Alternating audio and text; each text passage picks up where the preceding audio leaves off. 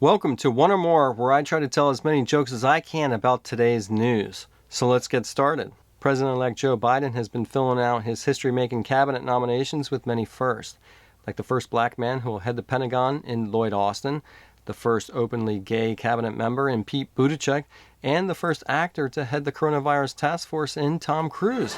Listen in. That's it! And you too! And you too! And you! Don't you ever do it again! Now that's the guy I want heading my coronavirus task force. Is it just me, or do we already have the plot for MI8 where Tom Cruise tries to get the entire country to wear the coronavirus masks? Because that, my friends, is Mission Impossible.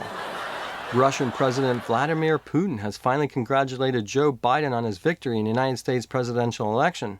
His official statement read, "For my part, I am ready for interactions and contacts with you." Looks like the Russian president already knows how to win Touchy Joe over. In breaking with Trump, Senate Majority Leader Mitch McConnell acknowledged the 2020 election after the Electoral College confirmed Joe Biden as the president-elect. Like everyone else who's disagreed with Trump and the election results, we should expect McConnell's resignation tomorrow. When McConnell was asked why did it take him so long to acknowledge the 2020 election that took place nearly 6 weeks ago, he replied, "I just woke up." This Christmas, kids are still sharing their wish list with mall Santas across the country. But instead of sitting on Santa's lap, they'll be standing in front of his cocoon-like bubble. I actually embrace this new measure because it'll be the first time my kids don't cry and tell me Santa's breath reeks of alcohol. Finally, we all have something in common with the richest man on the planet, Jeff Bezos.